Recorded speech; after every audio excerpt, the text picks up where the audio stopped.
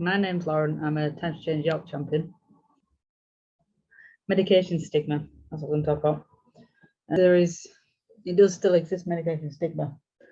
And the important thing to understand about medication for mental health and mental illness is that everyone is different.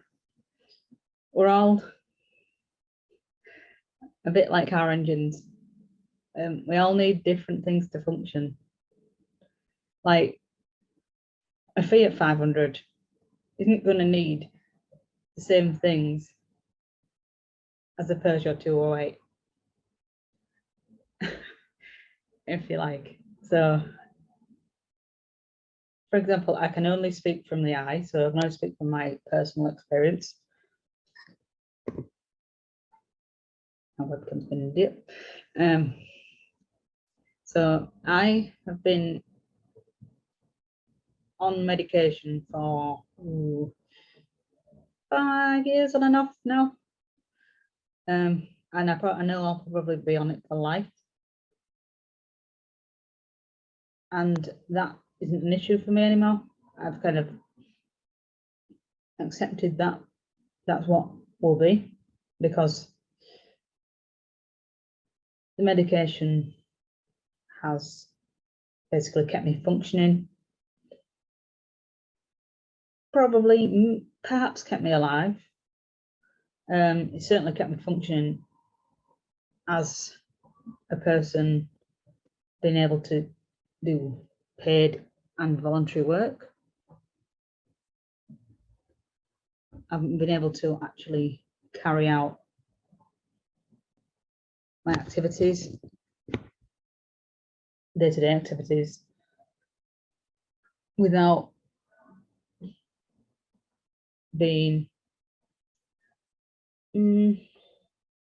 overwhelmed by anxiety all of the time. It's important to say this though, that I do still get anxiety. The medication hasn't wiped it out completely. It isn't like a miracle cure. Like sometimes it gets dubbed as a miracle cure. It isn't. And personally for me, this is going to sound like a massive cliche. It's been a long road. I've had it's been trial and error really, the medication.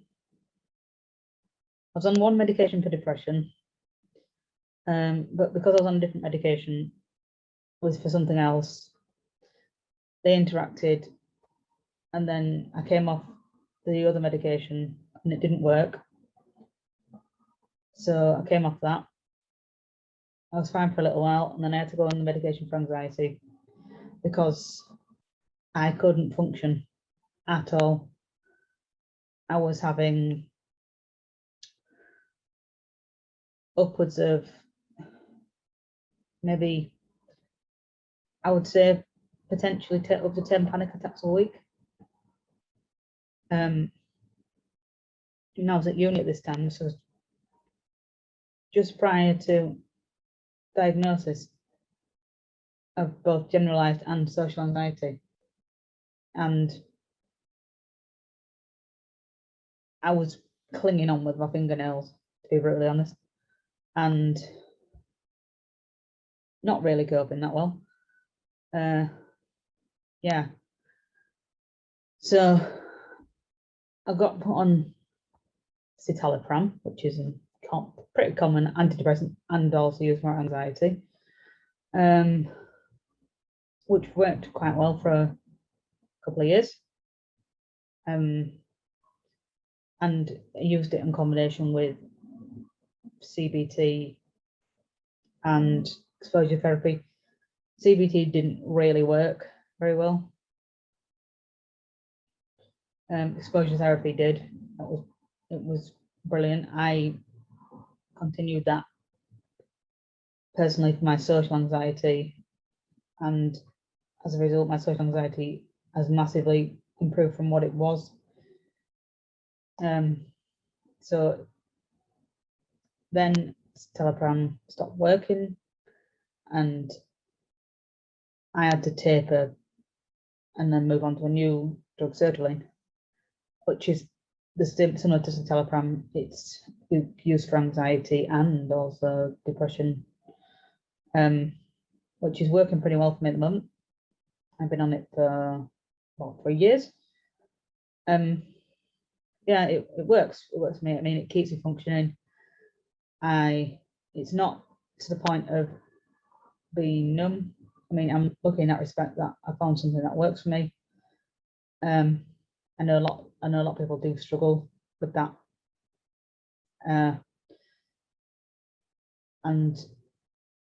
But it's not just, again, it's not just the medication. You have to do the work outside of it.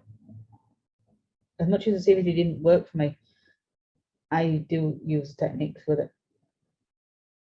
And I've gone to counselling various times, and I finally found one that works for me. So it is what works for each person individually. Like I said at the beginning, we're all different. Each person will find something that works best for them. I mean, some people walking every day, doing something they like doing, such as playing music, or, I don't know, volunteering, that will help them. And some people, medication really doesn't work for them. And that's fine. It's not a crime not to be medicated. It's not a crime to be medicated either. It's not a flaw in your character to either be unwell or to need or not need medication. It's just it's basically what we need. Each individual person is going to need individual things. And, well, yeah, just the stigma around medication it's not nice. I mean, it's not something I've experienced it on and off a couple of times, but I know rationally, if I stop taking my medication, I become really unwell really fast, but I have a scientific background and I know a little bit about the medication, and also withdrawing of medication is not very nice. But yeah, there is quite a big stigma around, oh, you're on medication, you must be crazy, or, you know, something like that. Or even if you're not on medication, it's like, oh, you can't be that unwell if you don't need medication. But it's not. Again, you get into the realms of competitive suffering, and it's not. Mental illness is not a competition. We're all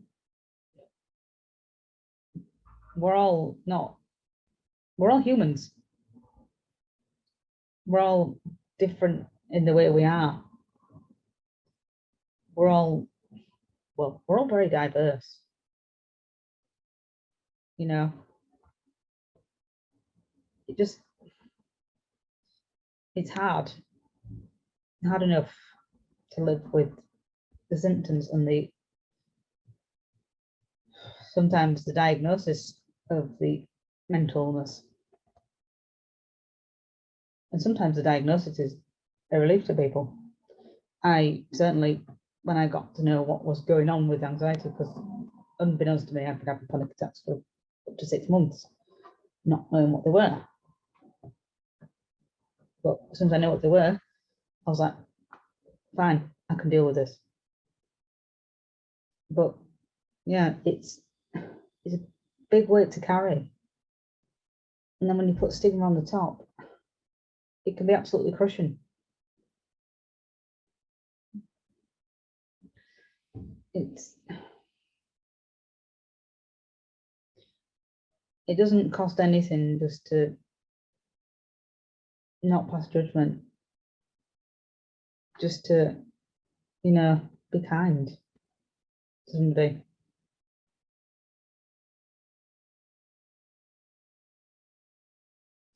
It's stigma. It hurts, you know.